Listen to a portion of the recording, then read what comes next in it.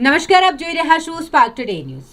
વડોદરા શહેરમાં 100 વર્ષ પહેલા ગાયકવાડ સરકારે આપેલ જગ્યામાં શ્રી જય અંબે કાર્તિક સ્વામી મંદિર બાંધવામાં આવ્યું હતું। આ મંદિર દ્વારા આગામી 31 માર્ચ અને 1 એપ્રિલે પંગુની ઉત્તરમ પર્વની ઉજવણી કરવાનું આયોજન કરવામાં આવ્યું છે।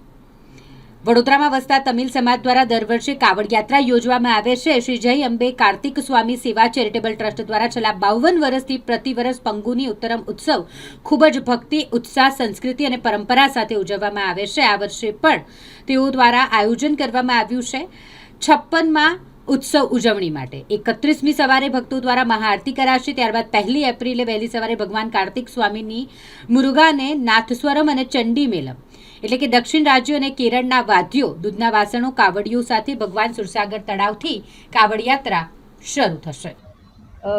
શ્રી જય અંબે કાર્તિક મંદિર જે આપણા રેલવે સ્ટેશનની સામે સ્ટેશન રોડમાં જનમહલ પાસે છે। એ પુરાતન કાળનું મંદિર છે અને કાર્તિક ભગવાનનું મંદિર છે। આમ અહીંયા શંકર, પાર્વતી, માતાજી, નવગ્રહ બધા ગજલક્ષ્મી, ગણપતિજી બધાનું અમે લોકો અહીંયા પ્રાણ પ્રતિષ્ઠા કરેલું છે।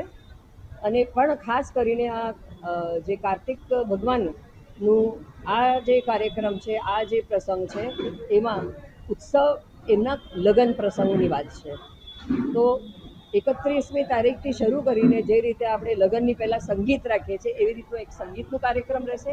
31મી સાંજે 6 વાગ્યાથી પ્રારંભ થઈને ખાસ કરીને શહેનાઈ જે સાઉથમાં જેને નાદસ્વરમ કહીએ છીએ એનું કાર્યક્રમ થશે અને એ બધા માટે જાહેર કોઈ બી આવી શકે એવા। અને બીજે દિવસે સવારે કાવડ યાત્રી થશે, સુરસાગરથી માંડીને અહીંયા આવતા લગભગ 11-11:30 સુધીમાં આવશે અને અહીંયા કાવડ યાત્રી જે દૂધ લઈને આવે છે એનું અભિષેક થશે। कावड़ यात्रा શું ખાસ મહત્વ હોય છે? શેની માટે કાવડ યાત્રા નીકળે છે? શું મહત્વ? ये सबका मान्यता के ऊपर है जी। એ એક જાતનું બાધા હોય છે। કાવડી જે છે એ ખુલ્લા પગે દૂધ અને ઘણા લોકો હલ્દીનું પાણી હોય, હલ્દીનું આપણું અભિષેક કરતા હોઈએ છીએ, તો અલગ અલગ જાતની વસ્તુઓનું અભિષેક કરતા હોય છે।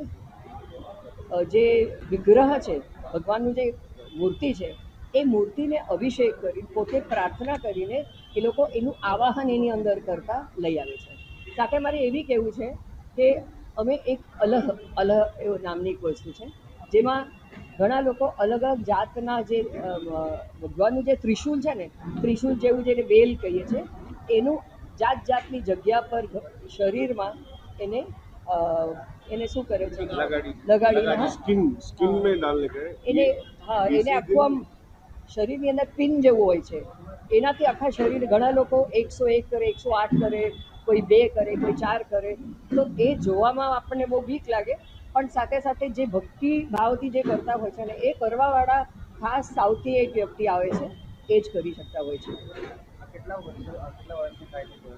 અહીંયા આ 56મું વર્ષ, અહીંયા 56મું વર્ષ છે, બાકી આ તો વર્ષોથી ચાલે છે, 500-1000 વર્ષથી ચાલે છે। એ પ્રથા બરોડાની અંદર 56મું વર્ષ આ મંદિરમાં।